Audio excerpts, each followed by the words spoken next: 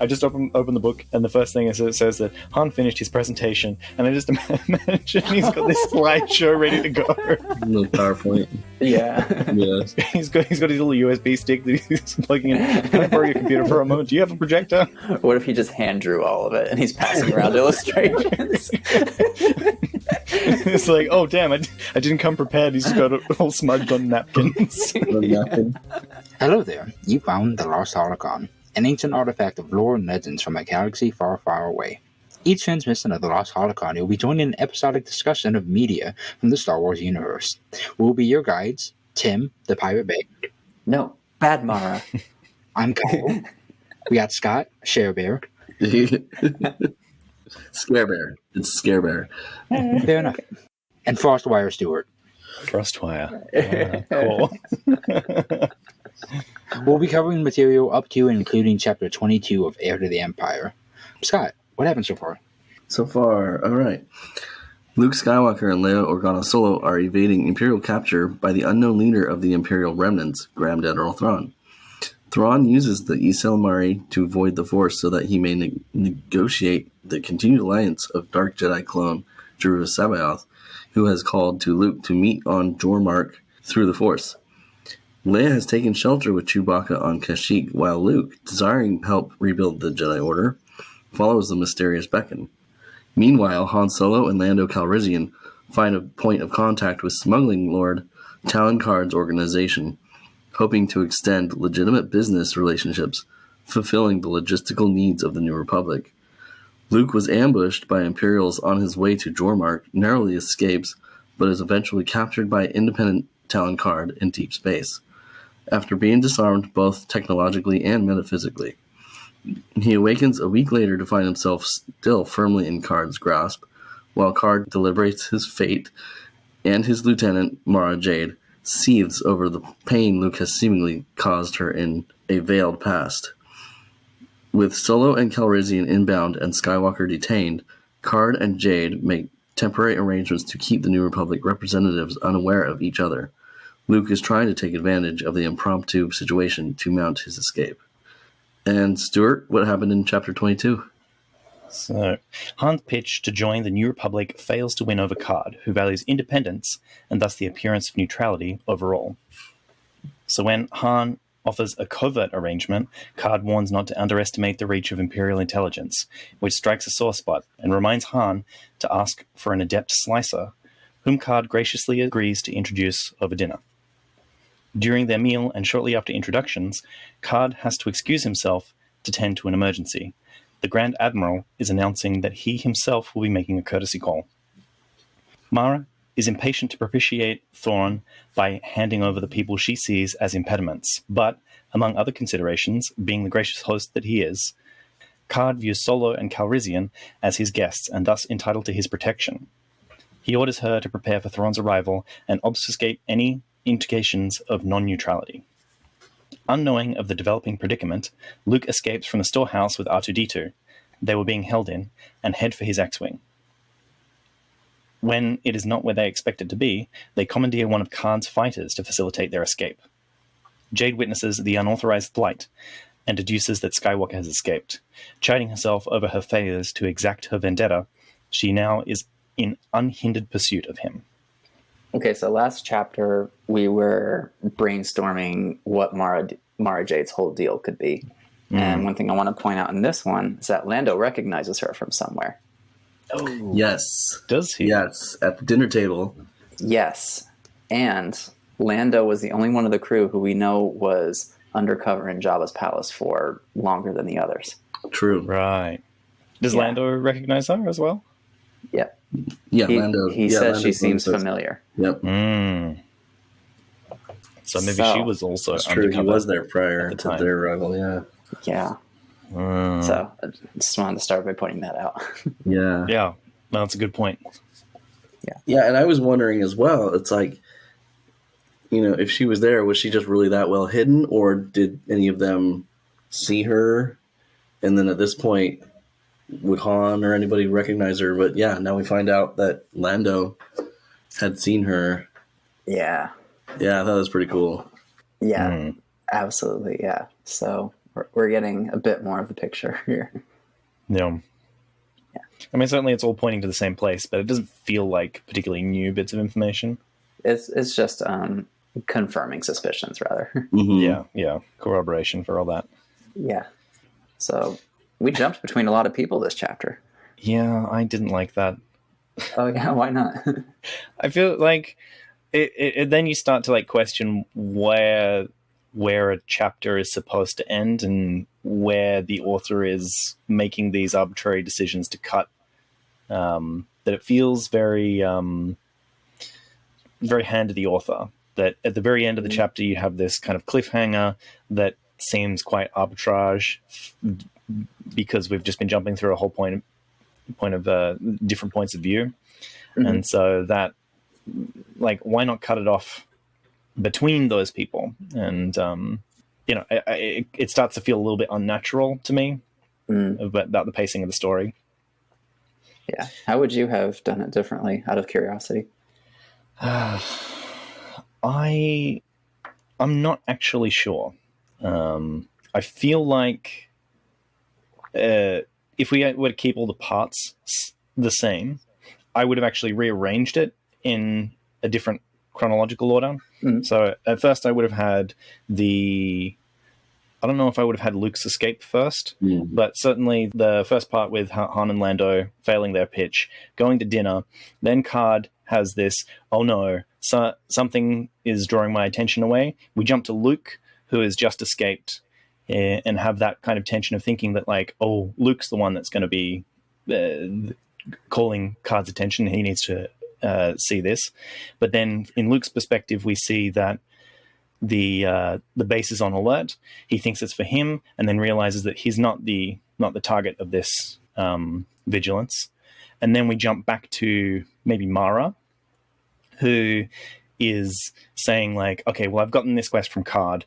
I've fulfilled these things, and I see this spaceship's taken off. Okay, I'm going to go at this by myself. And then you've got this mystery of, like, oh, well, what is the real thing? And then you jump back to Karrde's point of view, and with a bit of, like, turn of phrase to say, 10 minutes earlier or whatnot, to say, okay, Karrde is being drawn away. He thinks that what I liked was that he thought that he was going to talk to Pelion, but then he sees Thrawn.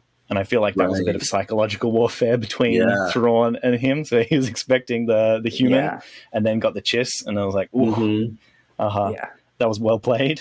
Yeah. But if I was to cut it up, I would probably go between one chapter would be Han's perspective, Luke's perspective, and then another chapter that's Mara's perspective and Karrde's perspective. I just feel like keeping it separated by the factions it feels less hand of the author and more like flow of the story. And then that kind of time skipping as well. If you go back 10 minutes, doesn't feel like the.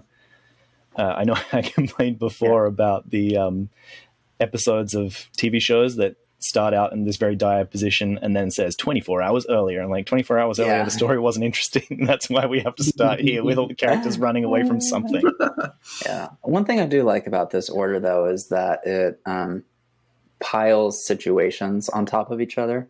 Like at first you start with, oh no, Luke has to get out, and then now Lando and Han are here. Are they going to notice them? And then you have the situation with Karrde and Mara trying to, like, hide any sign of Luke being there from first Lando and Han, and then the Imperials come in and they have to hide Luke even further. So then you get that tension of, are they going to discover Luke? And you're worried about both Luke. You're worried about literally everyone when Thrawn shows up, actually. Yeah. So I like how it throws a wrench into everything, and I think it makes things a bit more tense when Luke has escaped, because we know everyone there looking for him. Yeah. And we're hoping he doesn't get spotted, because it could be really, really bad. Yeah, especially since, they have the Karrde and Thrawn have the conversation, and Karrde kind of slips up, where he's like, about the search for Skywalker. Yeah. That was like Karrde was like cursing himself under his breath or whatever. It's like I thought that was kind of interesting. It's like, oh, Yeah. Yeah, And, exactly. Yeah. But and then after that point, if Thrawn had discovered that Skywalker was actually there, Karrde would have been in big trouble. Yeah. Everybody kind of gets put one more turn of the what are those torture devices called with the lengthening of people? Oh, I know what you're talking about. Yeah. This is a torture rack, right? I think it's just called the rack. See, I like to think of these kinds of narrative situations as spinning plates. Right. And then you add just another plate to the mix. Right. And one of them's looking a little wobbly. Lazy. Yeah. Yeah. This actually was the first time reading the book where I actually felt tension building, like as I was reading. Really, not when they were on the mining planet. And then the immediate de-escalation the next chapter. Yeah. Which I'm hoping they don't do. At the start of this, before Jade and Luke bounced off, I was like, they're all convening again. They're all converging in on each other. Yeah. Yeah. And then they move away. Do we think Timothy Zahn has a habit of trying to keep things for like the final moment and like maybe holding his hand too much? I felt that in the last chapter of like, why doesn't Luke know about his prosthetic hand? Yeah. But I can't say I've had that feeling for many of the other chapters. I feel like Timothy Zahn is illness. You can cut that if you want. I'm sorry. It's accurate though. It kind of is. It's not working on me, but it's accurate. I'm very excited for when we get back to Luke and Mara Jade, because I know what's going to happen. I know Luke's going to be in space and he's going to be like, I'm away from that planet. I'm going to have my force powers. I'm going to have the advantage here. And then Mara Jade's going to come up on him and surprise, he has force powers too. Gotcha. Oh my God. Oh no. Yeah. Because if it was any other way, it wouldn't. He has such a head start on her. Yeah. Yeah, I guess so. Because she doesn't see him as like, he escaped, gets in a plane, goes. She sees him as like, I don't think there's any shipments today. Wait a minute, I'm gonna go check his cell. He's not here. Damn it! Now I have to go to the spaceship. Yeah. Yeah, because my immediate thought was that without the Force, Luke is an unfamiliar fighter. She is familiar with those fighters. She is going to destroy him over the forest. But you make a good point that he's got a head start, and as soon as he gets anywhere like upper atmosphere, his Force powers are going to come back, and then all of a sudden, that plot armor just tightens around him. Yeah. Actually, probably not that far, because like, how big is the canceling field for a ysalamiri again? What was it, like 30 feet? For a single one, but it says that they make bubbles of kilometers when they get together. Yeah, there's like a whole forest full of them. Oh, right. There is a forest, yeah. And the trees that are apparently metal. I know, right? What was that all about? That's weird. No, that's cool. Metallic deposits. Literally, Luke knows that on his ship right now. Yeah. They're all tucked under the seat. How do the lizards grow into a metal tree? It's not a metallic tree, but like it's got metallic deposits in it. It's rich in. Well, there's like a deep sea snail that has like high amounts of like iron in its shell. So that could be maybe something to do with the trees as well. Oh, is it like the ironwood trees from Kung Fu Panda? Ooh. See, I thought of the Charlie Brown Christmas thing where they go look at the trees and some of them are straight metal. Or the tree of pain from Hyperion. I'm guessing it's a lot like the enamel of our teeth. Like the enamel of the human teeth is actually really, really strong, right? Mm-hmm. And it's just that kind of biological process that like there's a weaving of the bark, and it's just depositing these like little metal deposits throughout that thing that just makes it really kind of, I don't know, interferes with the. Be sure to brush and floss, everyone. Keep them teeth strong. Yeah.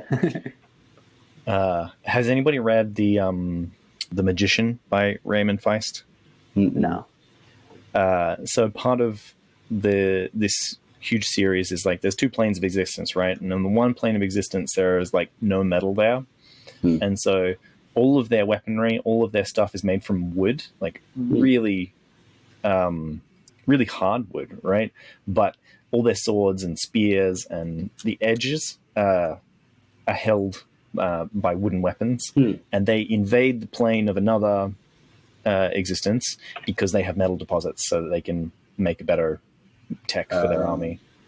Nice. And that's what I was imagining when they said like, oh, these trees are highly metallic, and I was like, they're going to get invaded by these people, these planeswalkers from the magician. That's true. They could cross over from their plane of existence into Star Wars plane of existence. Yeah, because I mean, like you wouldn't have to change any of your like smithing habits or anything. You just take all your woodwork and transfer it to these metallic trees. You'll have to let them know, Stuart. They could really use it. You know what I really admire? What?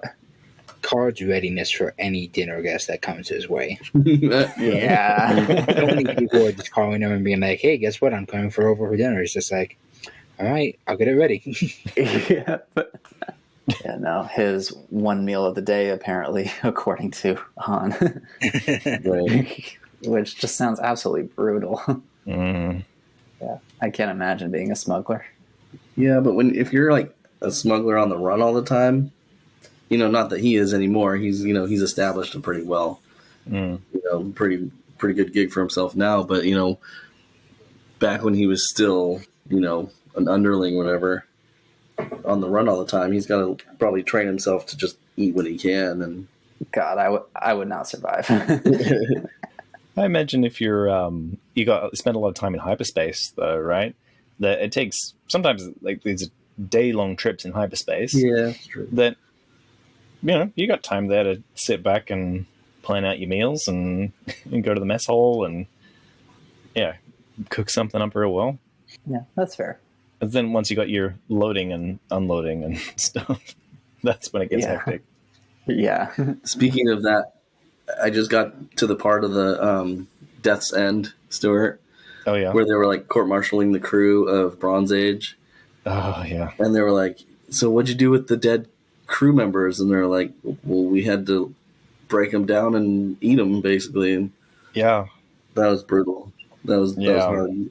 But, I mean, efficient, smart, but yeah, I mean, they knew that they didn't have have the resources to survive the space flight because they didn't have hibernation on their on their thing, and if they were trying to get to other stars, that they needed more food. Right. Yeah. Do what you got to do. Yep. Yeah. I feel like this is an aside because this is not a book that we're talking about, but I feel like Earth was very unforgiving for the point of view of what happened in deep space. Mm-hmm. And like they went through the trauma of trying to fight the droplet, or not even fight the droplet, but escape from the droplet. And then they have to escape the entire solar system. And then Earth was like, no, we're going to hold you to different moral standards. It's like bringing people from 300 years ago back to today and say like... Yeah, maybe we should end this conversation right here. Hey, Kyle, what happened in the jungle between Krauser and Leon? Oh, okay. Well, what happened was... do you actually want to know? I'll tell you what happened in the jungle. Some other time. What happened is that what's infected Krauser isn't even Las Plagas. It's a different disease that they were fighting in the jungle. What? There's multiple diseases. Dang. Honestly, that makes sense. He got attacked, and like Leon's like, another day in infected America, and Krauser's like. It's real fun because it's a rail shooter. You find this information as a rail shooter for the Wii.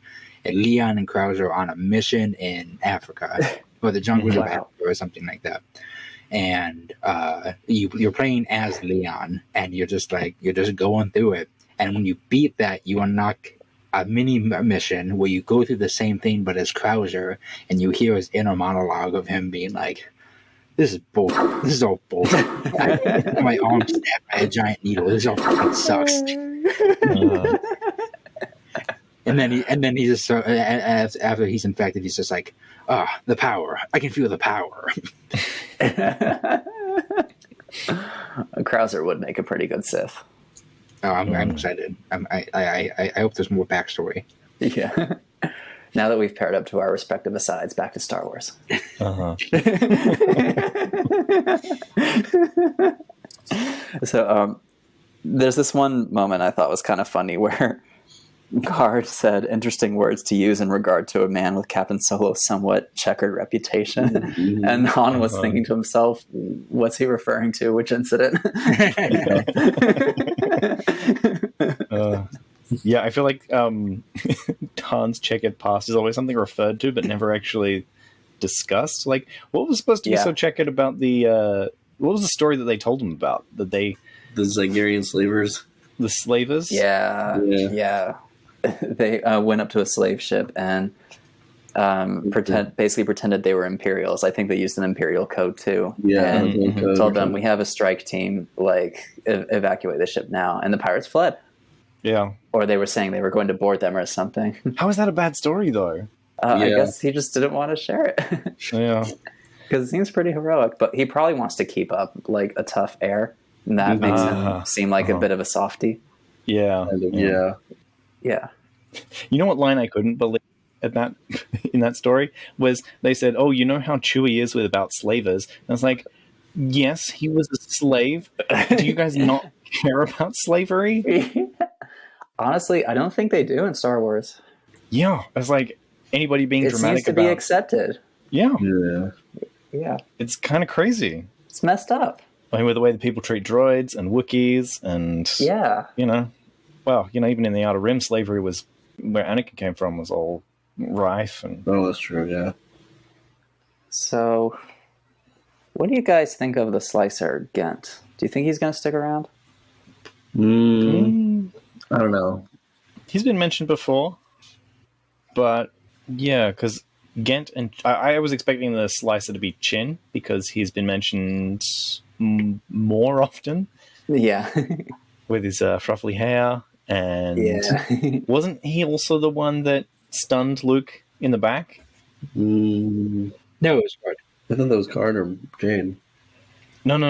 In the previous chapter when they were talking in the conversation circles, the conversation pits. Oh. The Han said, "Oh, not Han." Karrde said that you would. There's no way that somebody so jittery would be able to sneak up behind you if it wasn't for the lizards on the ship. Oh right, yes. Oh yeah. So I'm surprised. I thought this was our first introduction to him, though. Ghent, yeah, it's the first introduction to Ghent. But we're talking about Chin. Yeah, that's why I was expecting Chin, because Chin was mentioned in the first chapter that we got of Mara and Jade at dinner. They went to help collect the ysalamiri with Peleon. And just he's been mentioned more times, so I was expecting him to be the Slicer. It's Ghent. Yeah. So I wonder what Chin's doing at this time. I mean, he's at dinner with them. Yeah. So I hope he's having a good meal.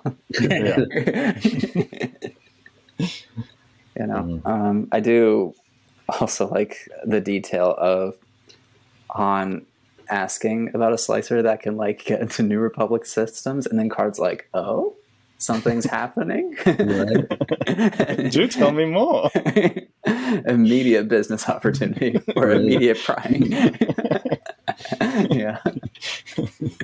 That detail alone is worth 500 credits. Yeah, right. I am a little disappointed we didn't get a swab off though between Lando and Karrde. Yeah, we've been hyping up this swab off. I know. 4 or 5 chapters now, and then Thrawn just has to show up. Yeah, Thrawn. He ruined the dinner party. Yeah. Although it seems like Lando wasn't particularly interested in that though, so I feel like Lando is secure in his suave personality that he doesn't need to show up other people. This is true. That wouldn't be very Lando to start to start comparing. Yeah. Toxic suave. Yeah. He is very healthy suave. Yes. Yeah, we should all aspire to that healthy level of suave. the Han is the curmudgeon of the group, though. He's doesn't want to tell stories. He is unhappy that his business doesn't go very well. Yeah, he got shot down. Yeah. Only one not having a good time. Actually, no, Mara's there, so Right, so they should talk to each other. They'd probably get along quite well in this moment. Mara's probably fuming. She just hates everything. She just hates life. Sitting there angrily slicing her meat or whatever.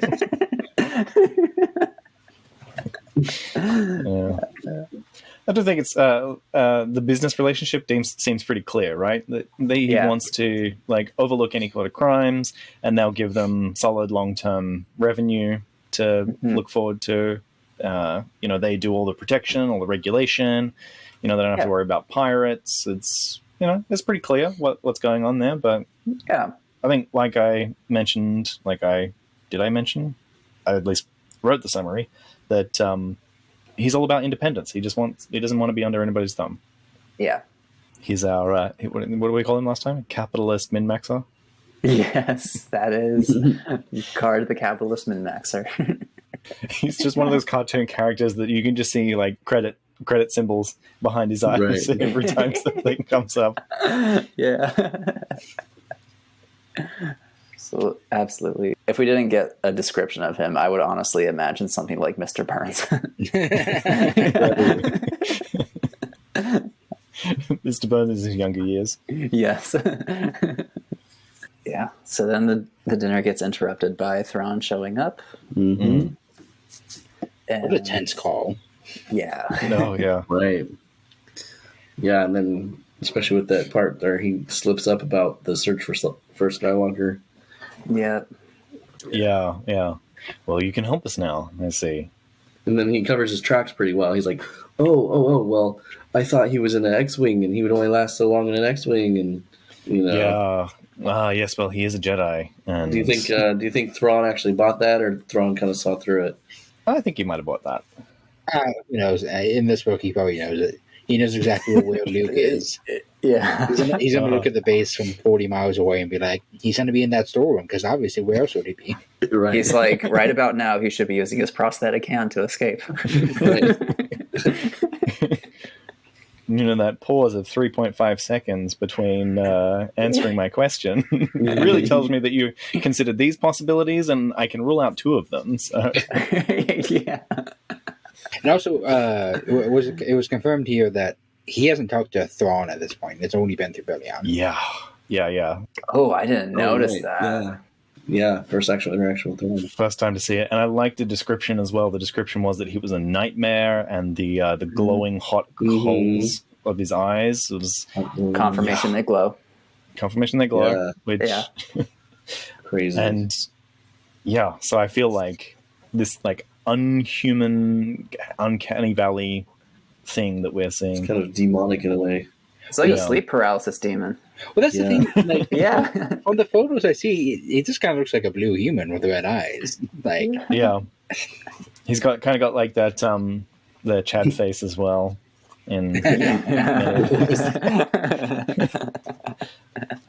Yeah, he doesn't look particularly unhumanly or human parallel in a lot of his depictions. So. Which almost makes him even more terrifying. He kind of does in this cover that I have. Mm-hmm. It gives me a bit of a Nightcrawler vibe, actually. Oh, yeah. Yeah. But, all the proportions are pretty much human, right? So, because if you just made a black and white version of that.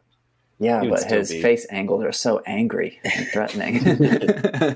You know what? Yeah. I assumed that some of his face was cut off there. But that's a pretty angular head for me. Yeah. Yeah, I guess so.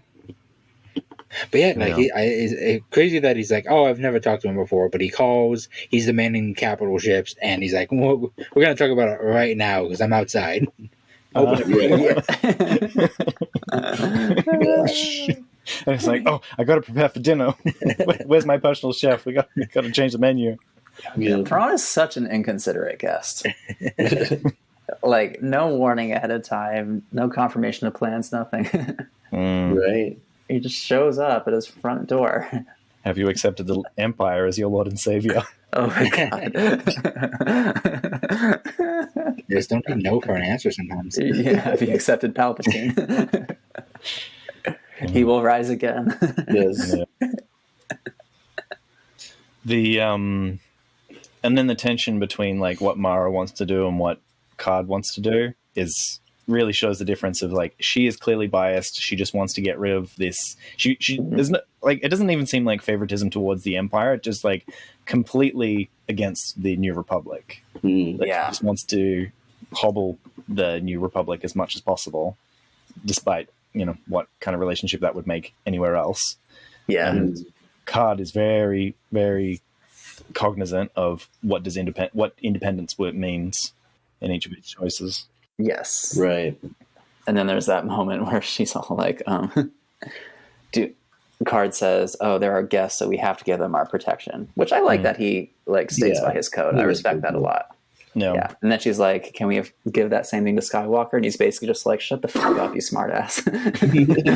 Of course not. Yeah. I take umbrage with that point of view though, because like if you have to think about if he was planning to betray them all along and he's still accepting them as a guest, like from the guest's point of view, whether it's a betrayal or whether it's you're going to get turned over or a trap, like that doesn't look different from that point of view. So the kind of honorable undermine. I mean, is he planning to betray them though? No, he's not. Yeah. But I'm saying that him trying to play the honorable, they're under my protection, they're my guest kind of thing, is that if this was the kind of thing that he had brought them in to then sell them, that doesn't look any different from the victim's point of view. So True. How is his honor supposed to be increased if this is... I mean, it's not. I just like that he at least has rules and is consistent. Yeah, but that's a bit of like metatextual knowledge, rather than it being valuable in universe. Yeah, exactly. Is my bit of beef with that. Oh, hey, don't mind the fact that I'm probably going to sell your friend to your enemy. Like, let's enjoy a meal. Yeah. That was probably my favorite part of this chapter, was that call. Yeah, that was pretty great. Definitely the most memorable part. Yeah, just there's so much tension and like, it was. I feel like we hadn't seen Thrawn in a bit either. Like, am I crazy in thinking that? Yeah, it'd been a few chapters. Yeah. I think the last time we would have seen him was when Luke was fighting him and got away. Right, and he killed that guy with... Right. He killed that guy with Rook. He used Rook. Yeah. And then Mara Jade also like biting back and being like, well, why aren't we doing this? And it's like, you've been here long enough. You should know these rules. This is the things that I stand for, and you should be towing the line about now. And I did like now that it seems like there's a bit of tension between them now. Right. That Karrde realizes that maybe she's not really suited for the position, that she does have an agenda. And she seems a little off the heels and kind of a loose end when it comes to Skywalker. She's very biased towards him. And yeah. It's like, bruh, it took you this long. I mean, this might be the one thing that just sets her off. Like she might be just good every other time. Oh my god. Yeah. Although, maybe, bring it all the way back to the beginning of the book, is he actually offering her a position in this company? Or is he only using that as a bit of leverage to find out the data mining for her past so that he can sell that to somebody else? Right. Oh my god. He already knows that whatever this information is, it's worth tens of thousands of credits. He could be like, hey, Thrawn, I have this, this secret Jedi. If you want to sell her to C'Baoth or whatever. And oh, yeah. That's fair. Yeah, that is pretty fair. Yeah. You never considered that. Yeah. Yeah, but I don't think he knows about his agenda I don't think Karrde knows anything about the agenda with C'Baoth. But no, I think a few chapters back we tried to talk about like, I asked whether he's aware of C'Baoth, and the only people right now that are aware of C'Baoth being linked to Thrawn is probably the people on deck of the Chimera. Yeah. But that would be an interesting playing card if he did know about that. No. That would. I wish I could just like be super meta and like go into the story and go to Karrde and be like, I know things you don't. Right. Yeah. I know something I won't tell. It's like, oh my god, where did this entity come from? So then we get to Luke. Yeah. There was a lot in that grunt. Yeah, I think Luke's been a little bit boring. It's been a little bit contrived, I feel like, to draw out his position in the story, like him forgetting that he's got a prosthetic hand, or you know, crawling through the jungle. I know he has to like see Mara so that there's some exchange of I don't know, tension there, but it feels a little bit inefficient at times, of like the character just being in the story. In what ways? Well, that his sections are drawn out so that Luke is present in the story, but the things that he's doing in his sections aren't. Oh, right. Yeah. Yeah, like he's bumbling around trying to, not open boxes and until he can remember that his arm has a bit of his power cells in him. I guess I'm being a bit biased by the last few chapters that we've read. Yeah. But another one, I guess, would be that space battle. That was like, okay, let's go. He gets the touch by C'Baoth so that he gets the calling. And then I feel like there was a few more words, like a few paragraphs there that just made that a bit longer than it needed to be. Right, yeah. I do feel like a good ending point for the last chapter would have been like she just throws Luke in the room. And then his POV in this chapter is getting out of the room. And it could be much shorter. Yeah. I'm hoping for a little bit more of a pickup in action, especially with this next, whatever the next scene with Luke and Mara is going to be.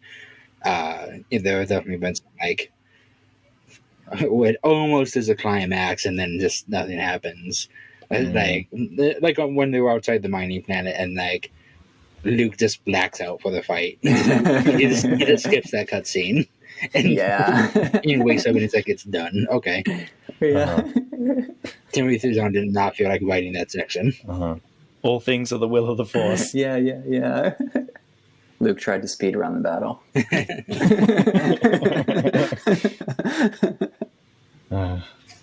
Yeah. I do love a good sneaking around an enemy base section, though. Yeah.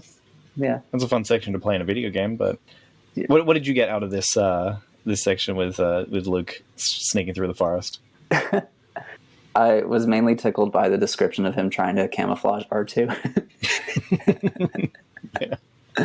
But I do like getting a view of the compound and some of the surrounding planet through him as well, like a more detailed view, like finding out about the metal trees, seeing what kind of ships they have, and things like that. Yeah, so it's a nice way to just explore. Yeah, and I like that it came after we know Thrawn is there, because it makes me wonder, is like the shuttle going to see him at any point, or is he going to spot the shuttle? It's like that. Yeah, I guess I'm discounting that function of the story. Sequencing, Stuart. Sequencing. And if we resequenced it in the way that I described earlier, that they wouldn't have that tension of is he going to be seen by Thrawn? Like, yeah. There's this quote by Hitchcock that I'm going to paraphrase really badly, but he do it. He basically said, if people are eating dinner and a bomb goes off under the table, that's surprise. If people are eating dinner and you show the viewer there's a bomb under the table, that's tension. Yeah. Because my hobby is writing, and I've seen that quote come out many times. It really bugs me. Oh, does it? Because I feel like people, it seems like a cliche in a way to, like, people use it as a way to contrive tension rather than, because I guess what's missing from that quote is the context of, like, there's terrorism happening in the city or something like that, something that gives context to that being a credible threat. Well, yeah, totally. Yeah. I mean, it's an off-the-cuff example he gave.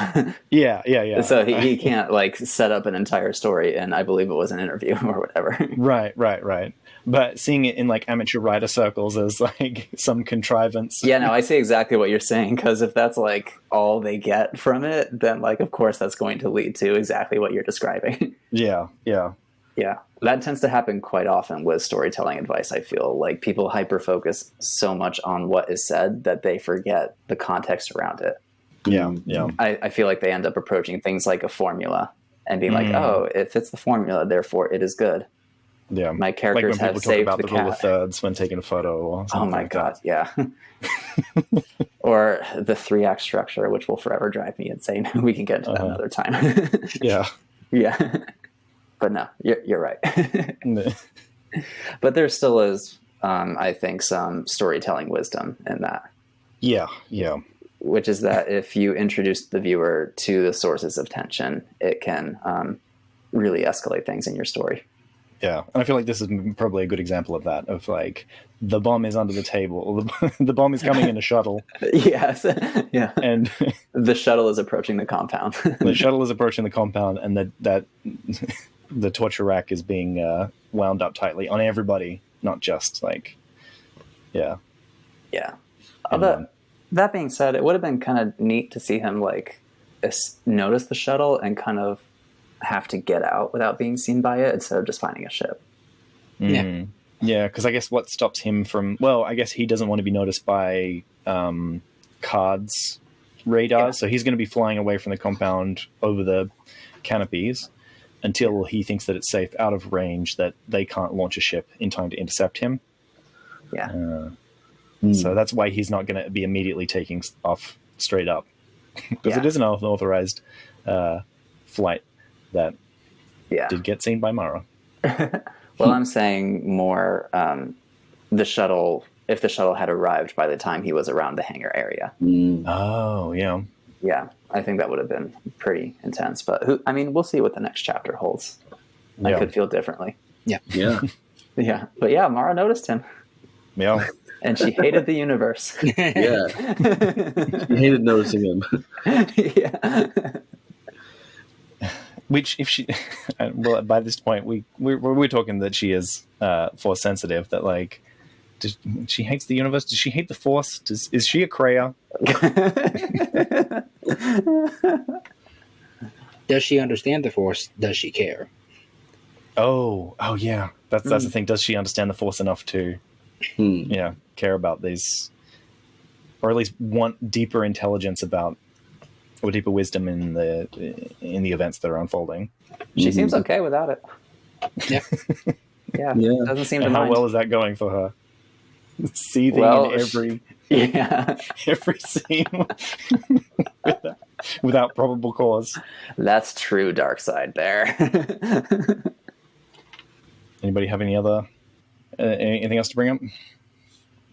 Why doesn't she just kill Luke? That's the other thing. Like, how mad can you actually be at somebody if you could kill them and not do it without any repercussions to yourself? Yeah. They're in a pretty lawless area. I'm sure Karrde would be a little like, what the f-? But... Yeah, I mean, like, she even says, like, that he could have gone for the lightsaber. Yeah. If somebody destroyed my life, if that's what she said, they destroyed my life, I hate the universe, and they're in front of me. Just beat him to the Glenskers. Done. Yep. Yeah. It would have happened when he was asleep for a week. This is why you don't withhold your character's motivations, because we would understand why she cares about Karrde and why it's such a big deal that she keeps him alive so he can do his deal, and why she's even with him in the first place. And it's okay to withhold it, but we're 20 chapters in at this point. Right. Or at least have, like, we've got something now. Like, she wants some information out of him. She said, like, oh, I want to be sure that they're dead. And, like, okay, there's a bit of information that we could have been using a little bit earlier to be like, okay, she's keeping him alive. She really hates this guy, but there's something that she's not sure about, and that's, like, a point towards the future of, like, well, once I have this information, I can do something with that. And so I feel like that should have come a little bit earlier. Like, well, I can't just outright interrogate him. It's just so hard to remain interested in a character that you are given so little to latch onto. Yeah. I feel like just now we're getting that kind of thing to move forwards. And yeah, you know, we've had her as a point of view character before, and I feel like that could have come a little bit earlier, as you said, just to invest a bit more in her. Yeah. But as she said, she's only used a lightsaber a handful of times, but in this condition, if she pretended that he went for her, that she could smite him. Yeah. Smite. That's a good word. Yeah. I mean, she's got righteous anger. Yeah. Right. I just see this fight gonna have it. It's not like one of them's gonna shoot one of them down in this little space fight they're gonna have. Either there's gonna be some weird diplomacy that's gonna happen while they're in their ships, or someone's gonna get damaged to the point that they're gonna start going down, and they're gonna have to get out and talk. Luke's not gonna get away to a point and like reconvene, and she's gonna show up there. I don't think that's gonna happen. Well, so what do you think is going to happen then? I think Mara Jade's probably going to hit a ship, and he's going to go down. Now to destroy the ship, and then they're going to get out, and he's probably going to make a run for it, and there's probably going to be a jungle chase scene. Right, but R2's there. What are we going to do with R2 at that point? R2's going to chill out. We're going to forget about R2 for a couple chapters.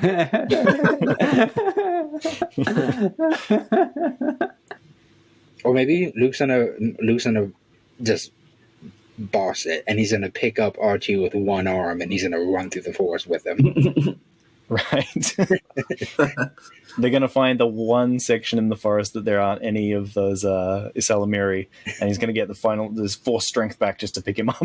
Right. I think the opposite's going to happen. I think R2's just going to throw Luke on him and take off. He's gonna strap him back like Yoda. Yeah. R2 is probably going to be the one to save him in this situation. Might be. Do you think we're going to pull a Kayandi Mundi here and ask, what about the Nogri attack on the Wookiees? Is that going to happen next chapter, or like what's going to happen? You think? Oh man, is the next chapter a Wookiee chapter, or is the next chapter the dogfight? I think we're going to go back to Han and Lando. That's the rough thing, because we had a lot of point of views in this story. It's hard to tell what the next chapter might be because we just covered a lot of people in this chapter. Yeah, but it's fun to speculate. Yeah. I just opened the book, chapter 22, and the first thing is it says that Han finished his presentation, and I just imagine he's got this slideshow ready to go. As you can see here in figure 3, we're projecting your profits to skyrocket. New Republic logo in the corner of all of it. Little watermark on every image. Yeah. I would like to see Han give a presentation, though. No PowerPoint. Yeah. Yeah. Oh, they don't have a droid with them. They don't have like a BD1 unit or something that is just having a little holo projector. So he's got his little USB stick that he's plugging in. Can I borrow your computer for a moment? Do you have a projector? Yeah. What if he just hand drew all of it and he's passing around illustrations? It's like, oh damn, I didn't come prepared. He's just got it all smudged on napkins. Sorry, your plans here today. As you can see on figure 3 on napkin 4. Yes. Anyone else have any thoughts? I enjoyed this one. Yeah, I'm looking forward to our next one. Yeah. I did like the tension of this one, how the suspense that it built. Yeah. Yeah. Always down for some escalation. Yeah. And who knows, next chapter is going to take us somewhere completely different. Yeah. Take us back to Coruscant or something. We haven't seen them in a bit. What have you guys been wondering? Back to Tatooine for some reason. Admiral Akbar. Admiral Akbar. Back to Akbar. Akbar making breakfast. Yeah. I would love to see a day in the life of Admiral Akbar, though. I imagine it'd be so much stress, but a hell of a lot of paperwork. So many little squidlings. What if he just erupts at every single inconvenience, no matter how small, throughout his day? Admiral Akbar has anger issues. It's a trap. The end of the chapter is him seeing a therapist about it. We get. I only just heard about this recently because I was watching something, but it's is The Sopranos. I've never seen it, but it's. I haven't either. What they told me about it was that it tells the story from a mob boss. He's going to his therapist every week, and listens to him talking. And I imagine that you have a sitcom with Admiral Akbar talking to his therapist every week as the framing device for the story. Oh, that would be great. I am down. Kathleen Kennedy, if you're listening, reach out. That's a fun thing I learned this weekend. I found out who Kathleen Kennedy was. Wow. Is it no? I saw a video being like, somebody told us to Kathleen Kennedy. I was like, who's Kathleen Kennedy? Yeah, the legendary Hollywood producer with quite a bit of resume before Lucasfilm. Oh, really? Oh, yeah. She's worked on a ton of Spielberg films. Like Super 8. Yeah, in fact, let's go look at it now. Well, then you keep hearing rumor after rumor that she keeps getting fired or whatever. Yeah. Those rumors are exhausting. Yeah. Is it rumor or is it just wishful fanboys? I think it's a lot of Wishful. fanboys wishing. She has 102 producer credits on IMDb. Oh. Yeah. Wow. Let's go back to the beginning. Associate producer on Poltergeist, producer on E.T., associate producer Indiana Jones and the Temple of Doom, executive producer Gremlins, Fandango, The Goonies, Back to the Future, The Color Purple, Empire of the Sun, Who Framed Roger Rabbit, The Land Before Time. I mean, Whoa. Back to the Future 2 and 3. Like, she has done a lot. Yeah, that's an impressive resume. She deserves to be where she is. Yeah, sure. I forget. What is a producer again? It is extremely vague because it's basically all the administrative stuff, and with the entire gamut of tasks that are available with anything admin, who knows what a producer does. But the different producer titles, they're kind of given out based on merit. Like a co-producer is like below producer, and then associate producer is below that. Executive producer is someone who kind of just like gave a lot of money and they don't have much involvement, but they can say no to anything at any point because of the power that money gives them. However, in terms of ownership, whoever the producer is, the person who basically led the whole production, they own the film legally, and if it wins Best Picture, they get the Oscar. Oh, really? Okay. Yeah, Wow. so they're the top, whoever the producer is. I was watching John Wick and I saw that Elvira outproduced it. I was like, oh, okay. Hey. Yeah, no, producing is not fun. I did a bit of it. It's very stressful. As the administrator for my workplace, and it is stressful. Yeah, that's producing. I was okay. I was recently. There was like a paper I had to sign at work recently, and my job title was machine operator, EOC. Everyone else that I work with is just machine operator, and I asked what EOC means, and they couldn't tell me. They're like, it's on your list. Executive of, I don't know. Don't know. I don't Executive get of charge. Of machinery.